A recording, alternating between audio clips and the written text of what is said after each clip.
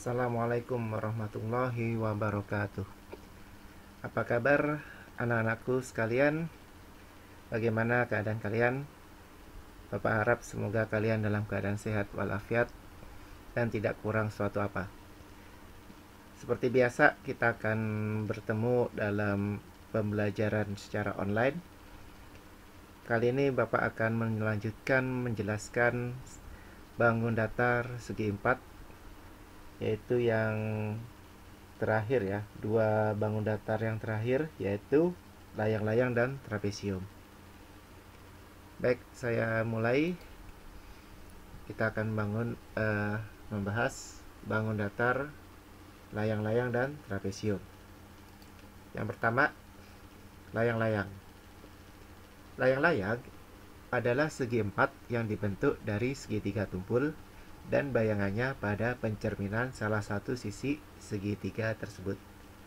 Jadi kalau misalkan saya punya segitiga ya, kemudian dicerminkan di salah satu sisinya, jadi yang garis ini adalah misalkan cerminnya gitu ya, maka nanti akan menghasilkan bentuk layang-layang seperti ini. Jadi layang-layang itu adalah merupakan segitiga tumpul yang bayangannya yang dibentuk oleh segitiga dan bayangannya. Kemudian pengertian layang-layang sendiri itu adalah segi 4 yang mempunyai dua pasang sisi yang berdekatan sama panjang.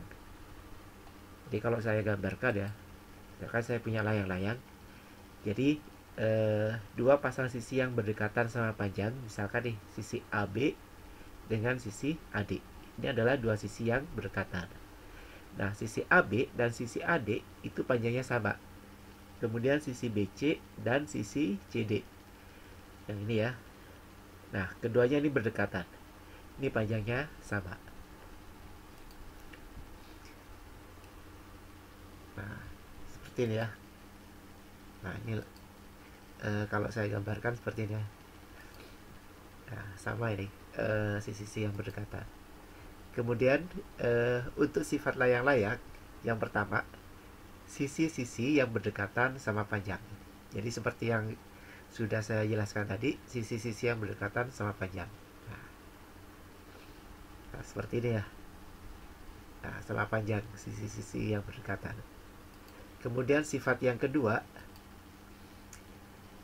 pada setiap layang-layang terdapat sepasang sudut yang berhadapan sama besar. Jadi kalau saya gambarkan di layang-layang ya, yang dimaksud sepasang sudut, namanya sepasang itu berarti cuma satu pasang. Berarti ada dua sudut ya, yang besarnya sama. Nah, misalkan ini yang dimaksud adalah sudut B dan sudut D. Ini adalah besarnya sama. Kalau sudut A dengan sudut C itu besarnya berbeda ya. Ini kalau saya gambarkan ya. Nah, seperti ini ya. Jadi sudut B dengan sudut D itu besarnya sama. Ini namanya sepasang sudut yang berhadapan dan besarnya sama. Kemudian sifat yang ketiga, pada setiap layang-layang salah satu diagonalnya merupakan sumbu simetri. Jadi kalau saya gambarkan layang-layang ya, layang-layang itu kan mempunyai dua diagonal ya. Ini diagonal pertama, ini diagonal yang kedua. Nah, diagonal yang kedua yaitu diagonal AC itu merupakan sumbu simetri. Jadi salah satunya adalah sumbu simetri, yaitu diagonal AC.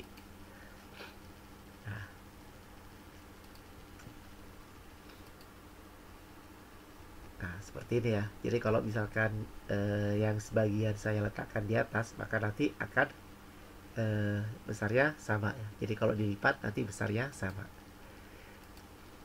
Kemudian sifat yang keempat, pada layang-layang salah satu diagonalnya membagi dua sama panjang diagonal yang lain dan saling tegak lurus. Nah, ini diagonal pertama. Nah, diagonal yang kedua itu membagi diagonal yang pertama sama panjang. Jadi nanti membagi diagonal BD sama panjang. Jadi sisi yang bagian yang B sampai ke titik tengah dengan bagian B sampai ke titik tengah itu besarnya sama panjang. Ini untuk sifat layang-layang. Kemudian untuk keliling dan luas layang-layang. Untuk menghitung keliling layang-layang, misalkan saya punya layang-layang ya, maka untuk menghitung keliling, namanya keliling berarti kita menghitung maaf, ini harusnya layang-layang ya, bukan jajar genjang ya. Jadi untuk menghitung keliling berarti sisi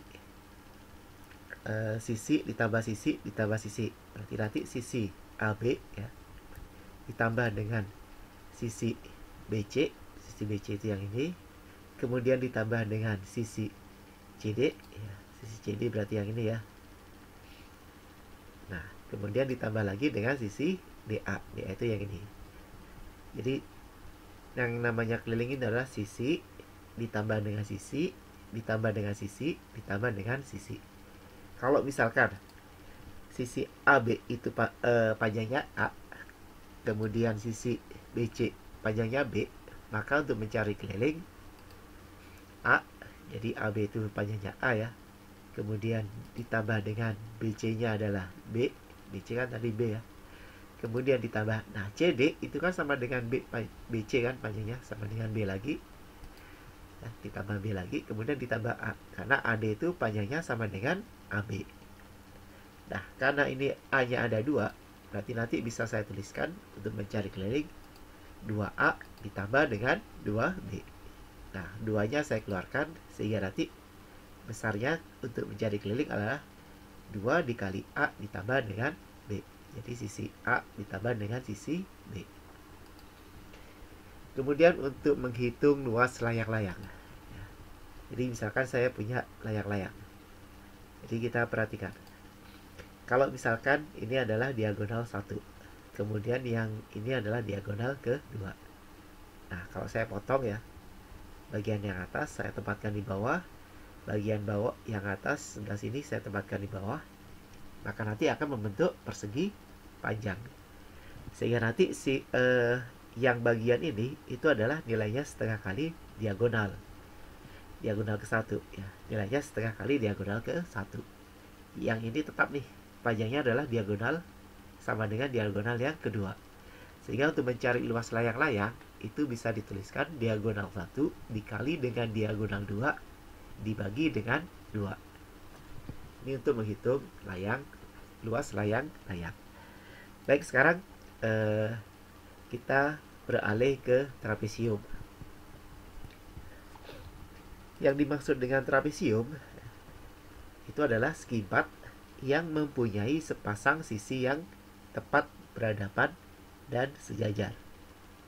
Maksudnya gini, kalau misalkan saya punya trapesium, maka nanti sisi yang dimaksud dengan sepasang sisi yang tepat berhadapan itu adalah sisi AB dan sisi CD. Jadi sisi yang AB dan sisi yang CD. Ini berhadapan dan sejajar. Ini sejajar.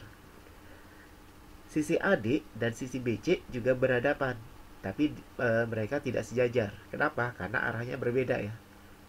Yang satu miring ke kanan, yang satu miring ke kiri. Kemudian untuk jenis-jenis trapesium, nanti untuk jenis-jenis trapesium itu ada 3 ya. Jadi ada 3 ya untuk jenis trapesium. Yang pertama yaitu trapesium siku-siku. Yang dimaksud dengan trapesium siku-siku itu adalah trapesium yang salah satu sudut alasnya merupakan segitiga yang merupakan sudut siku-siku atau besarnya 90 derajat. Jadi kalau saya gambarkan ya, nah bentuknya seperti ini ya. Ini adalah trapesium siku-siku. Jadi salah satu sudut alasnya itu 90 derajat. Nih, yang ini 90 derajat. Ya. Kemudian yang kedua, jenis-jenis trapesium. Yang kedua itu adalah trapesium sama kaki. Trapesium sama kaki adalah trapesium yang mempunyai sepasang sisi yang berhadapan yang sama panjang. Ya. Jadi sisi yang berhadapan sama panjang dan kaki-kakinya itu sama yang berhadapan itu maksudnya ini. Nah, kaki yang ini. kaki yang sebelah kiri dan sebelah kanan. Ini panjangnya sama. Tapi kalau yang sejajar ini panjangnya tetap berbeda ya. Untuk sisi yang sejajar, berhadapan dengan sejajar ini panjangnya berbeda. Yang sama itu adalah sisi-sisi yang berada pada kaki-kakinya. Kemudian yang ketiga, jenis yang ketiga, nah ini harusnya yang ketiga ya, itu adalah trapesium sembarang. Trapesium sembarang itu adalah trapesium yang keempat sisinya tidak sama panjang. Jadi semuanya itu tidak sama panjang. Nah, jadi sisi ini, kemudian sisi yang ini, itu semuanya tidak sama panjangnya. Itu namanya trapesium sembarang. Kemudian untuk sifat-sifat trapesium, yang pertama, pada trapesium sama kaki, sudut-sudut alasnya sama besar. Jadi pada trapesium sama kaki, sudut-sudutnya sama besar. Nah, sudut-sudutnya itu yang ini nih maksudnya.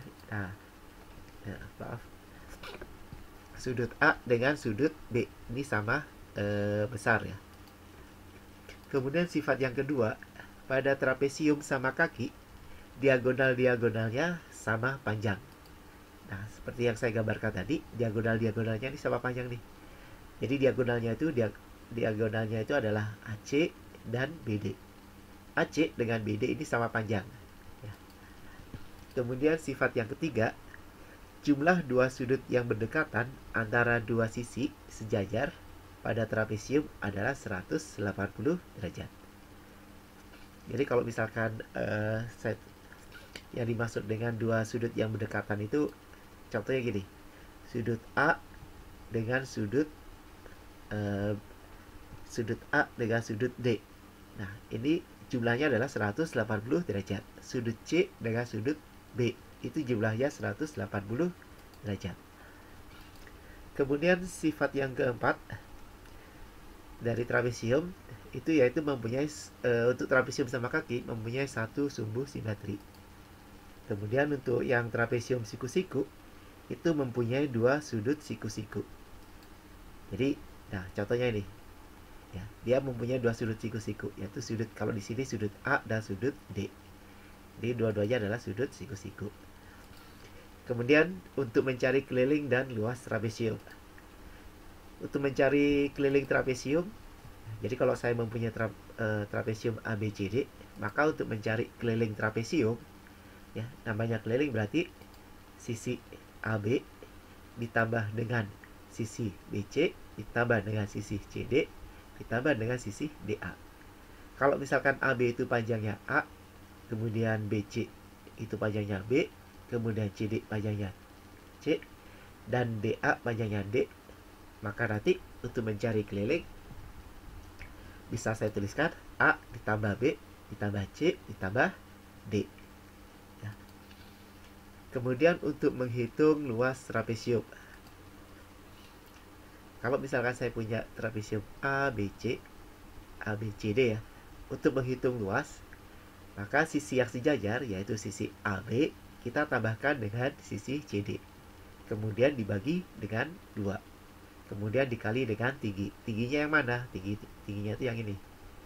Sehingga nanti luas trapesium bisa saya tuliskan sisi ke-1, sisi sejajar yang pertama, dan ditambah dengan sisi sejajar yang kedua dibagi dengan 2, dikali dengan tinggi, ya, atau dikali dengan T.